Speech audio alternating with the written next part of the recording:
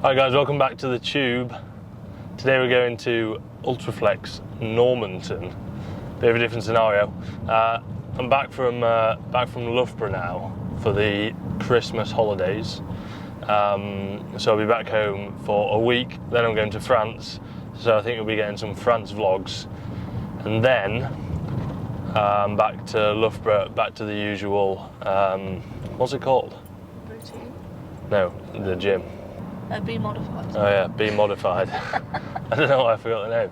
So yeah, we'll be back there on like the 6th or 7th, but a few tubes en route. First one, like I say, in Normanton.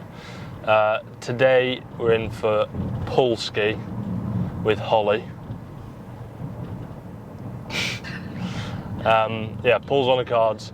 The usual pull session is going to be block pull, barbell row, some sort of machine pull down / cable pull down, depending on what they've got at Normanton, and finishing off with another row, usually a lat focused row if they've got a nice one. That would probably be on some sort of machinery.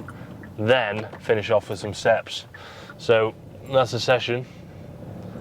14 minutes out, pre's going in. Today what have we got? Naughty boy pre-workout. What flavour? Juicy fruit. Juicy fruit, naughty boy. I don't know if that's going to focus. That's cool. Juicy fruit. It is indeed juicy and fruity. Oh, I like it. Yeah, it's nice. It tastes like an ice lolly. Yeah. You've heard it there first. Holly likes it. Go get it. Discount HL10. Yeah, actually. No. What else I did film a leg day, but I lost the SD card. Hence why I've missed a few weeks. What's annoying? Yeah, I did film a legs, but I lost the SD, so that video went down the pan. And then I've had loads of university deadlines with coursework, etc. So. Stop giving me advice. Sorry, I don't know what happened. So yeah, it's been a bit of a hiatus. Other updates, I've got a tash. Oh yeah. Don't know if it looks any good. And a bit of a different trim going on. But it's currently not in its final form, so He's getting a mullet. I'll update you on that one in a few weeks. Anyway, 10 minutes out, ULTRAFLEX Normanton, pull day, pull day, and yeah, enjoy the video. Ciao, ciao, ciao. Not ciao, because I'll see you in like a second, but anyway, bye. Come on, 3, 2, 1, go, go, go, go, go, go. A little bit. Nice. You're really close. I know, that's the thing, like I'm close, guys. Yeah, I think if you train them, you'd be able to do it easy. Okay, first up, literally just some pullovers. I like to do 2 or 3 sets of these before I go into any sort of hip hinge. Reason being, A, it warms up your lats, but B, it helps the cueing of doing a hip hinge. So, you can imagine when you're actually hinging over RDL, deadlift, block pull, you want to be pulling the bar in towards you. So, just doing this first helps me to like almost learn that cue before I go into it.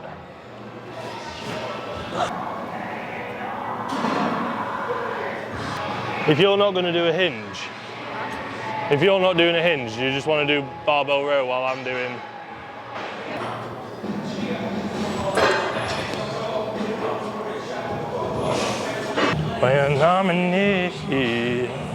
Good tune.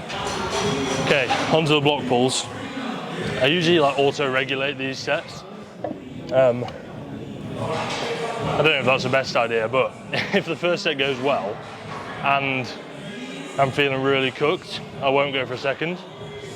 But if I'm feeling still pretty fresh, I'll usually go for a second, because it doesn't seem to affect the rest of my session too much, unless I'm just absolutely battered. But yeah, we'll see. It's a little bit higher than I usually do for a block pull. Usually, like it's like on cushions at the at B Modified, so I might be a little bit stronger today. We'll see. But yeah, a couple of warm-ups here. Then I'll get into my top set, probably 185, I think, maybe 190. We'll see, depending on how good it's feeling. Holly's doing barbell rows because she did dumbbell RDL 2 days ago.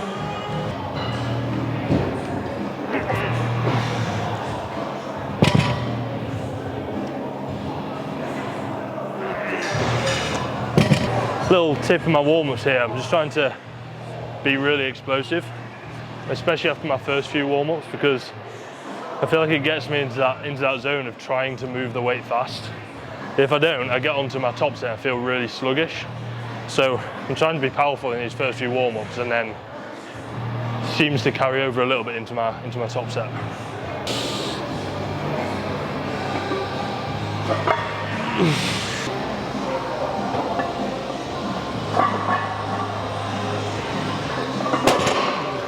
Okay. Oh, come on.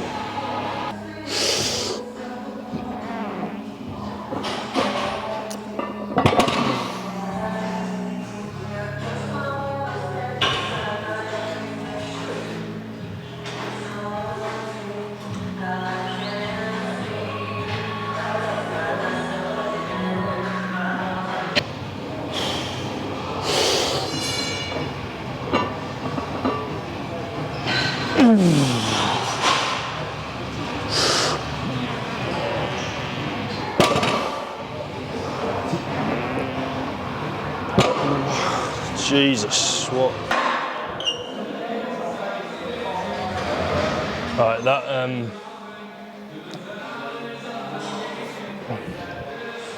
went pretty horrendously. I think I should have probably been sensible and understood different gym, different blocks, different bar, and I've not pulled properly in like 2 weeks. And I deadlifted the other day. So maybe that was not a very smart decision. So I got 190 for one. I'm definitely fatigued because I've pulled 200 for, I think it was 2 or 3 at, I keep B Modified, so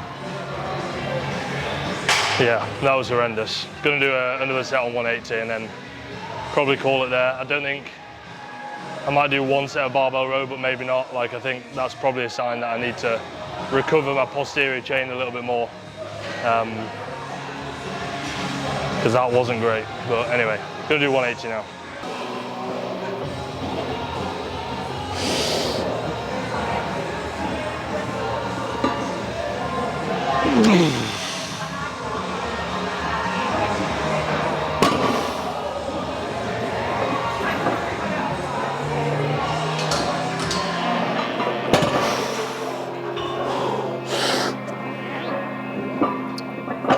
Jesus. I have no idea what's going on. Just saying to, this is just excuses now really, but I'm just saying to Holly as well, for some reason when I pulled that, it felt wonky. Like I was pulling it and one side was coming up faster than the other, but I checked the weights and it was the same. So, yeah, I don't know, something's wrong with me.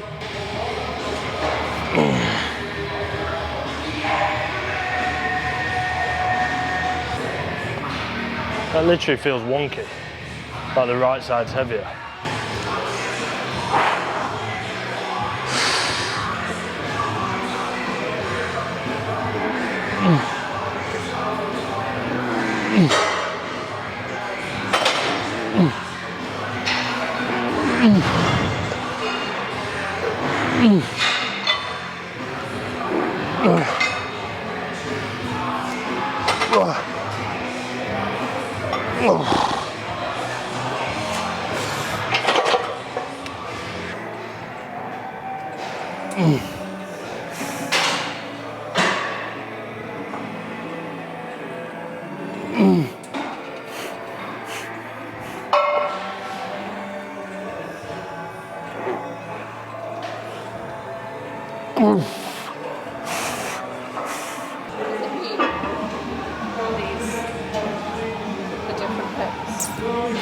This is a good clip for the tube.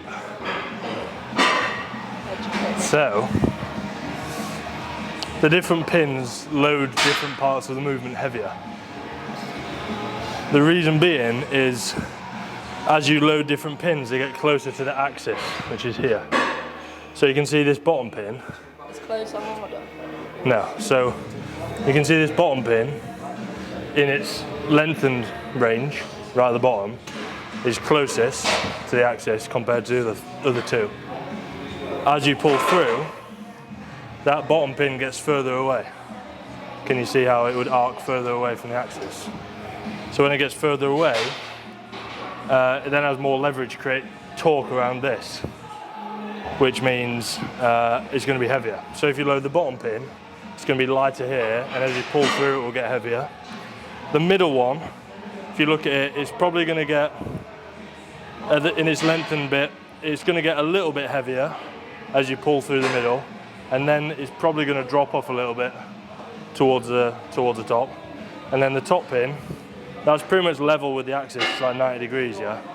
So that's heaviest here, and throughout the whole range it's going to be getting closer and closer, therefore lighter and lighter as you pull through.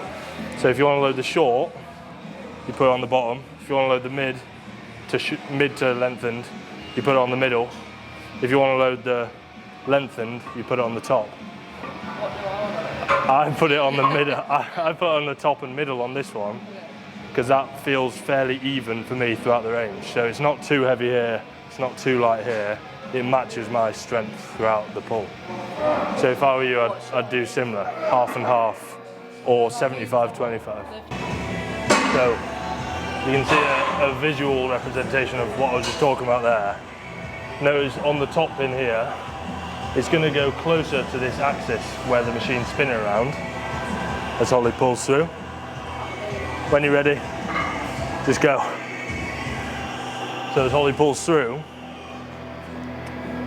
that top pin pretty much goes, you know, like almost directly on top of the axis. Not quite, but almost. If it was directly on top, there'd be no load for Holly to deal with. So as she's pulling through there, it's dropping off, at least the 20 is, to create a little bit of a drop off towards the top, so it's easier to kind of complete the rep.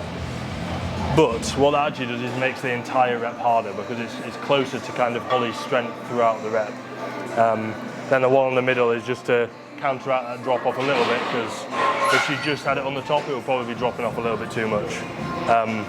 So if you've got primed it, think about it like that, and that's kind of how you use it. If you don't, it doesn't really matter. Just lift some heavy weight and train hard. You'll probably get the same, pretty much the same results anyway. You've got it. Nice. And again, one more. Good, that's you. Well done.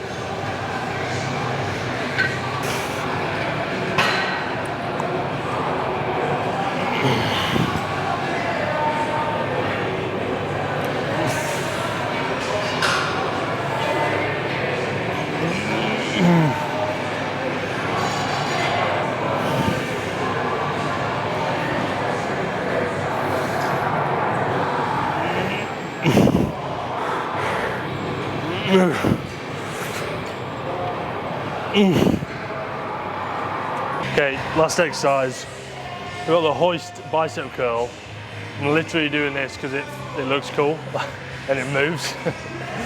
It's actually quite nice, but it does take a little bit of time to get used to. You'll see, it's like I'm on a roller coaster.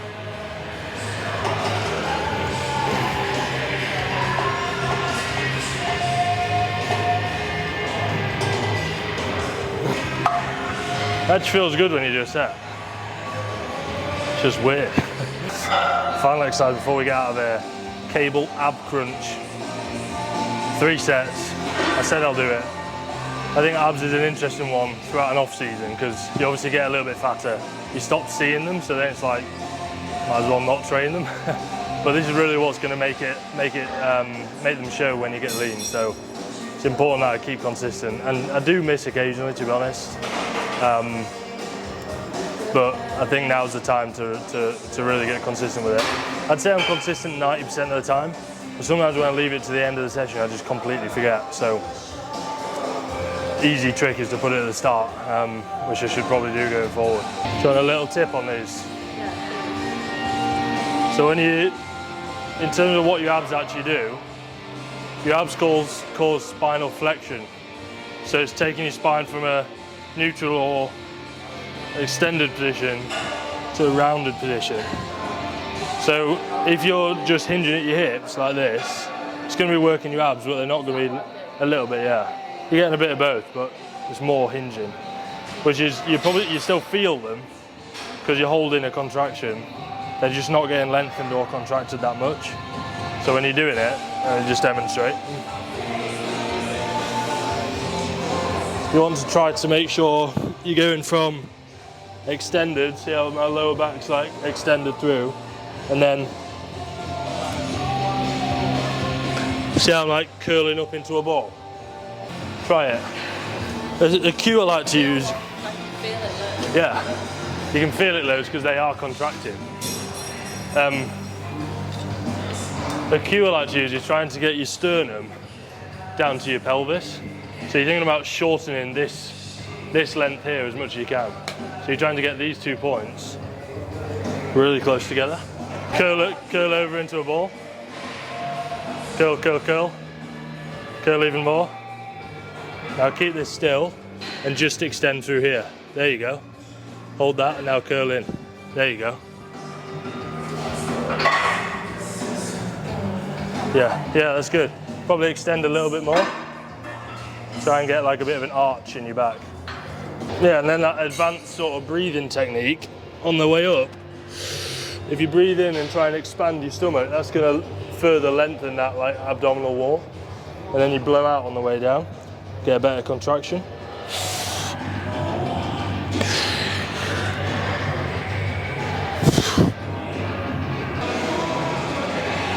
It's a bit zoomed in. I was a bit too zoomed in. Session done and dusted. Found this really cool machine. It's like a forearm machine. Holly, do you want to demonstrate? You can do some wrist curls. Yeah. Or you can do it the other way around.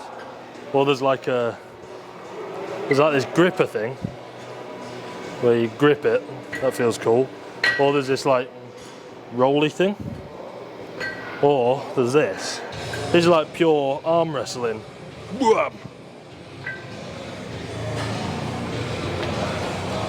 Pretty cool. Anyway, session done and dusted. What? Session done and dusted. Doing a little wrap up. It was a good session. Oh yeah. Apart from, I was really weak, like across the board. There's a lot of reasons that could be. I don't like these sessions, but it could be an awakening to try and improve everything. More consistency, better sleep. Time to lock in to the next level. Oh yeah. What do you think? I don't really have any thoughts. Interesting. Right, thank you for watching. Like, subscribe. I'll see you in the next one, which will probably be in France. So yeah, hope you enjoyed the video. Ciao. Ciao.